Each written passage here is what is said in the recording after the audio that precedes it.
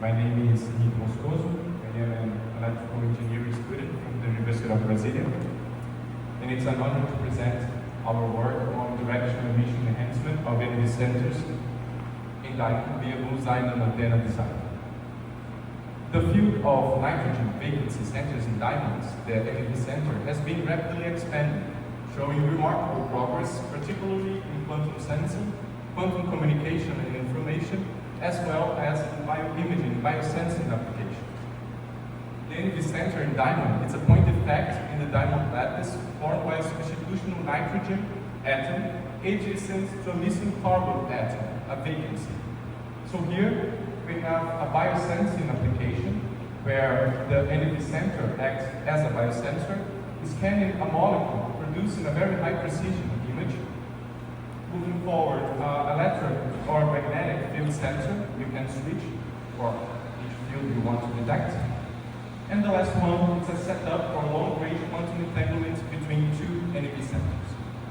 The energy center possesses unique properties, including the long spin coherence times and optical controllability of the electron spin. Owing to its spin-dependent fluorescence and outstanding stability, it has become a powerful platform for quantum sensing and for microwave detections. So for understanding how we can detect microwave signals using the energy center, we need to understand and to analyze the energy levels, or you can call the Jablonski diagrams of this quantum emitter.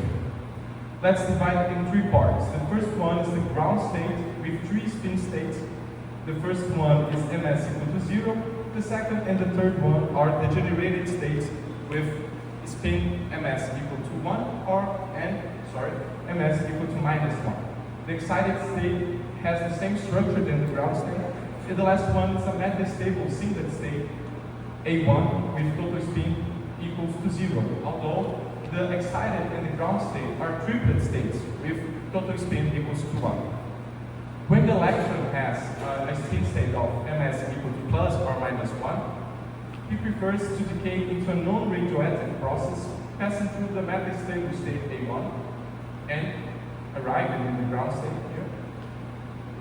While when an electron has a spin state of ms equal to 0, he prefers to decay into a fluorescence emission in the wavelength of 637 nanometers, and those optical transitions between the ground and the excited state conserves the spin state of the electron.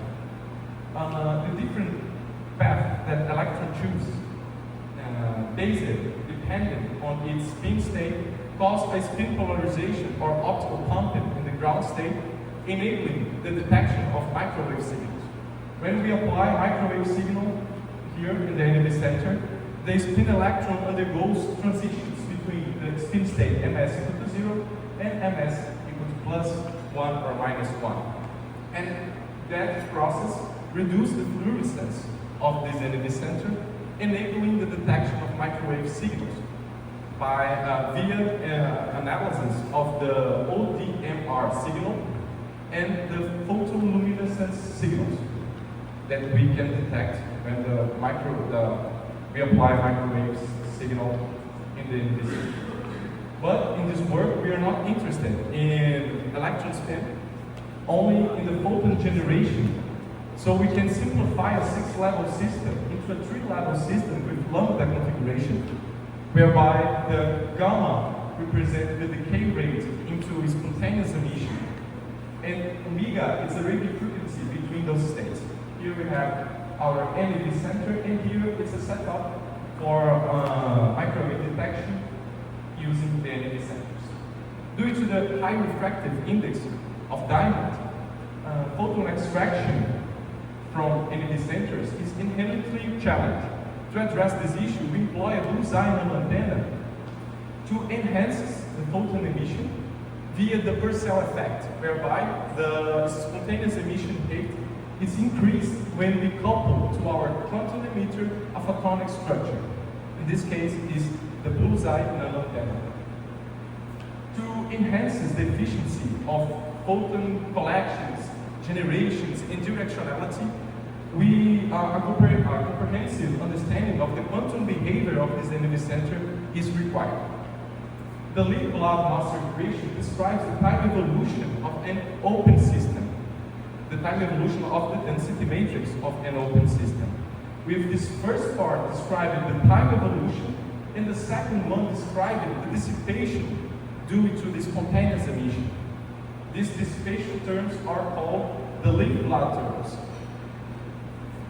Where gamma here is the decay rate, L is the jump operator that represents those spontaneous emission and this process of losses, and qual is the density matrix, and H is the Hamiltonian, depending on the frequency of those states and the radial frequency between those states.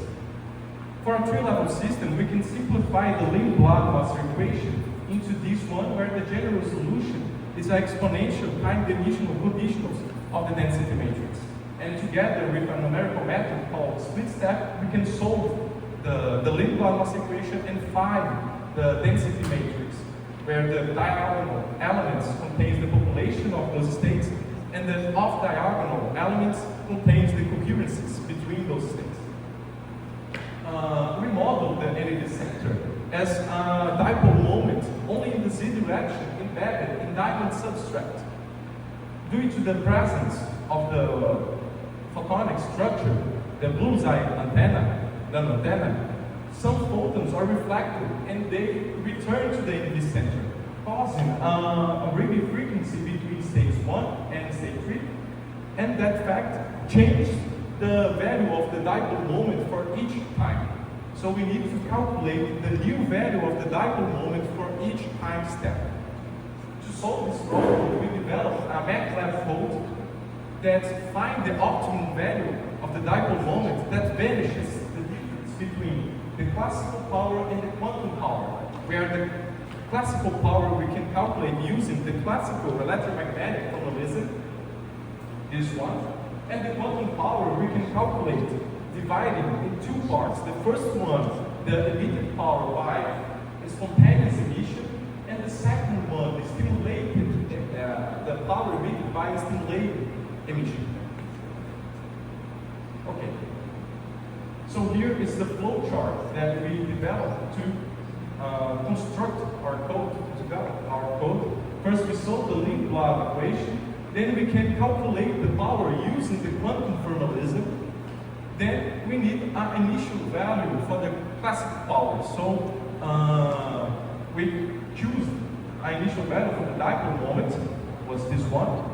And then we can evaluate the difference between the classical and the quantum power. If this difference is larger than the tolerance delta, the code remains in this closed loop. But if this difference is lower than delta, we can move forward for the next time step. This process happens again, and we can plot the time evolution of for example, the coherences, the populations, and the time evolution of the dipole moment. An example of our result is the time evolution of the population in stage 3, and the time evolution of the dipole moment. Without the structure, we have a radiation pattern of the near field. It was this one, but when we couple a photonic structure with our quantum emitter, we can achieve this enhancement of the radiation part. Only in this direction, because our model is a dipole moment embedded in diamond substrate only in this direction. Here, it's the gap Bullseye Nanoantenna. Gap is the kind of material that we utilize to simulate. It's a gallium phosphide. Okay? And here is the dipole embedded in diamond substrate that is in the center in our model. The first factor, that is the rate between the spontaneous emission rate over the spontaneous emission in free space. Okay? It was something close to 3 when the wavelength is the same of the fluorescence emission, that is 637 nanometers. And an example here, it is actually the power enhancement as function of the wavelength, and we achieve a power enhancement in the wavelength of 635.5 nanometers of 103, but when the wavelength is the same, okay. But when the wavelength is the same of the fluorescence emission, 637 nanometers, the power enhancement, it was something close to 20 degrees. Okay. Here is the refractive index of diamonds, very well. Those are the parameters that we utilize to simulate the three-level system. And here is the parameters of the Bullseye antenna that we can get power enhancement of 20 degrees in the wavelength of 637 nanometers. And then we can plot the time evolution of the power, emitted power, and here we can observe again the power enhancement of something 103.6, that is the power enhancement in the wavelength of 637 nanometers. With the antenna, it's the blue one, and the red one represents the power emitted without antenna. So in this work, we proposed a coupling between the classical and the quantum descriptions of the behavior, the dynamics of an energy center integrated with a photonic structure. Furthermore, we find enhancement of 20 degrees in the wavelength of 637 nanometers when we couple the Bullseye Nanoantenna as a photonic element to our quantum emitter. The Purcell factor was 3, the maximum value of the dipole moment 6.368 times 10 to the power of minus 39. And without the structure, the vertical transmission, it was 5% of total emitter power. But with the structure, the vertical transmission, it was 53% of total emitter power. The perspectives for our work is to develop the full 6-level system description using the Lindblad loss equation, and to include the radio frequency caused when we apply a microwave signal in the energy center. Thank you very much for your attention.